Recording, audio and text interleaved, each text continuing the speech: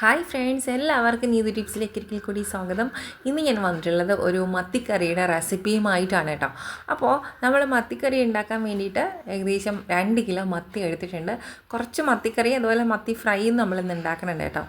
അപ്പോൾ അതിന് വേണ്ടിയിട്ട് ഞാനിവിടെ 4 സവോള എടുത്തിട്ടുണ്ട്, ഒരു വലിയ കഷ്ണം ഇഞ്ചി എടുത്തിട്ടുണ്ട്, പിന്നെ പച്ചമുളക്, ഒരു തക്കാളി, കറിവേപ്പില, പിന്നെ നമുക്ക് ആവശ്യമായിട്ടുള്ള മത്തി എടുത്തിട്ടുണ്ട് കേട്ടോ. ഇത് നല്ലതുപോലെ തന്നെ കഴുകി ക്ലീൻ ചെയ്തെടുത്തിട്ടുള്ള മത്തിയാണ്. അപ്പോൾ നമ്മുടെ മത്തിയിൽ ഞാൻ നല്ല ഉപ്പ് ചേർത്ത് നല്ലതുപോലെ കഴുകി എടുത്തിട്ടുണ്ട്. ഏകദേശം ഒരു 3-4 പ്രാവശ്യം കഴുകി എടുത്തിട്ടുള്ളതാണ്. ഇനി നമുക്ക് നമ്മുടെ സവോളയും പച്ചമുളകും ഇഞ്ചിയും തക്കാളിയും ഒന്ന് കട്ട് ചെയ്തെടുക്കാം കേട്ടോ, ചെറുതായിട്ട് കട്ട് ചെയ്തെടുക്കാം. അപ്പോൾ ഞാനിവിടെ സ്ലൈസ് ചെയ്തെല്ലാം തന്നെ എടുത്തിട്ടുണ്ട്. ഇനി നമുക്ക് ബാക്കി പ്രിപ്പറേഷൻ എങ്ങനെയാണെന്ന് നോക്കാം. പിന്നെ ഞാൻ നല്ല ചൂട് ചോറിനോടൊപ്പം നമ്മുടെ മത്തി കഴിക്കാൻ വേണ്ടിയിട്ട് ഇവിടെ സൈഡ് അടുപ്പിൽ കുക്കറിൽ ചോറിനുള്ള അത് വച്ചിട്ടുണ്ട് കേട്ടോ. അപ്പോൾ ഞാനിവിടെ ഒരു പാൻ ഒന്ന് അടുപ്പത്ത് വെച്ചു. അതിലേക്ക് 4 ടേബിൾ സ്പൂൺ കോക്കനട്ട് ഓയിൽ ചേർത്തു. അതിനുശേഷം നമ്മൾ കട്ട് ചെയ്തെടുത്തിട്ടുള്ള നമ്മുടെ സവോള, തക്കാളി, ഇഞ്ചി, അതുപോലെ പച്ചമുളക് എന്നിവ നമ്മൾ ഇതിലേക്ക് ആഡ് ചെയ്ത് കൊടുത്തു. പിന്നെ കുറച്ച് ഉപ്പും കൂടെ ഒന്ന് ചേർത്ത് കേട്ടോ. ഇനി നമുക്ക് നല്ലതുപോലെ ഒന്ന് വഴറ്റിയെടുക്കാം. നല്ലതുപോലെ മിക്സ് ചെയ്ത് ഒരു മീഡിയം ഫ്ലെയിമിൽ മാത്രം വെച്ചിട്ട് കരിയാണ്ട് ഒന്ന് വഴറ്റിയെടുത്താൽ മതി കേട്ടോ. അപ്പോൾ ഞാനിവിടെ അടച്ചു വെച്ച് എടുത്തിട്ടുണ്ട്. അപ്പോൾ ഒരു നെല്ലിക്ക വലുപ്പത്തിലെ പുളി എടുത്തിട്ടുണ്ട് കേട്ടോ. അത് കുറച്ച് വെള്ളത്തിലിട്ടിട്ടുണ്ട്, അതായത് അത് പിഴിഞ്ഞ വെള്ളമാണ് നമ്മൾ ഇനി ഇതിലേക്ക് ചേർത്ത് കൊടുക്കേണ്ടത്. അപ്പോൾ ഇതൊന്ന് അടച്ചു വെച്ച് ഒരു 15 മിനിറ്റ് നമുക്ക് മീഡിയം ഫ്ലെയിമിൽ വയ്ക്കാം. ആ സമയത്ത് ഞാൻ നമ്മുടെ മത്തി ഫ്രൈക്ക് വേണ്ടിയിട്ടുള്ള പ്രിപ്പറേഷനാണിത്. ഉള്ളി, അതുപോലെ ഇഞ്ചി, ഒരു കഷ്ണം നമ്മുടെ ഒരു വലിയ കഷ്ണമാണ് കേട്ടോ വെളുത്തുള്ളി ചേർത്ത് കൊടുത്തിട്ടുള്ളത്. പിന്നെ കുറച്ച് കറിവേപ്പിലയും കൂടെ ഒന്ന് ക്രഷ് ചെയ്തെടുത്തിട്ടുണ്ട്.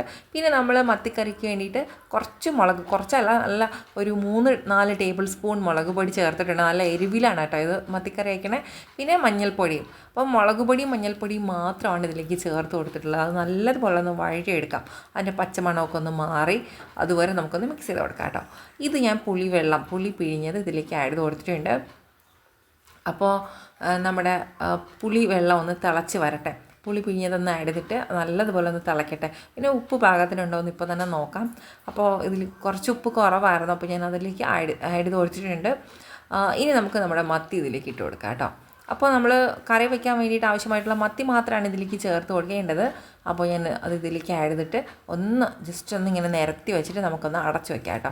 ഒരു 15 മിനിറ്റ് നമുക്ക് ഒരു മീഡിയം ഫ്ലെയിമിൽ തീ വെച്ചിട്ട് 15 മിനിറ്റ് അടച്ചു വയ്ക്കാം. ഇത് മത്തി ഫ്രൈക്കുള്ളതാണ്. അതിലേക്ക് ഞാൻ കുറച്ച് മല്ലിപ്പൊടി, വളരെ കുറച്ച് മല്ലിപ്പൊടി, കുറച്ച് മുളക് പൊടി, കുറച്ച് മഞ്ഞൾപ്പൊടി എന്നിവ ഞാൻ ഇതിലേക്ക് ആഡ് ചെയ്ത് കൊടുത്തിട്ടുണ്ട്. പിന്നെ നമ്മൾ നേരത്തെ മിക്സഡ് ജാറിൽ ക്രഷ് ചെയ്തെടുത്തതും പിന്നെ കുറച്ച് ഉപ്പും കൂടി ചേർത്ത് കുറച്ച് കോക്കനട്ട് ഓയിലും കൂടി ചേർത്തൊന്ന് മിക്സ് ചെയ്തിട്ടുണ്ട്. നമ്മുടെ മത്തിയിലേക്ക് ഞാൻ കുറച്ച് നമ്മുടെ കറിവേപ്പില ആഡ് ചെയ്ത് കൊടുത്തിട്ടുണ്ട്. പിന്നെ കുറച്ച് കോക്കനട്ട് ഓയിലും കൂടെ ഒന്ന് സ്പ്രെഡ് ചെയ്തിട്ടുണ്ട് കേട്ടോ മത്തിക്കറിയിലേക്ക്. അപ്പോൾ നമ്മുടെ അടിപൊളിയായിട്ടുള്ള മത്തിക്കറി ഇത് ഇവിടെ ഇങ്ങനെ തിളച്ച് വന്നിട്ടുണ്ട്. അപ്പോൾ നമുക്ക് കുറച്ച് സമയം കൂടെ ഒന്ന് വെയിറ്റ് ചെയ്യാം, അതൊന്ന് കുറുകി വരട്ടെ. ആ സമയത്ത് നമുക്ക് നമ്മുടെ മത്തി ഫ്രൈ ചെയ്യാനുള്ളത് അടുപ്പത്ത് വയ്ക്കാം. അത് ഒരു പാൻ അടുപ്പത്ത് വെച്ച് അതിലേക്ക് കോക്കനട്ട് ഓയിൽ ചേർത്തു. പിന്നെ ഞാൻ മത്തി ഇതിലേക്ക് നിരത്തിയിട്ടു കേട്ടോ. ഇനി അത് നമുക്ക് 2 സൈഡ് നല്ലതുപോലെ മറിച്ചെടുത്താൽ മതി. ഇപ്പം നമ്മുടെ മത്തിക്കറി ഏകദേശം ഒന്ന് റെഡി ആയിട്ടുണ്ട്.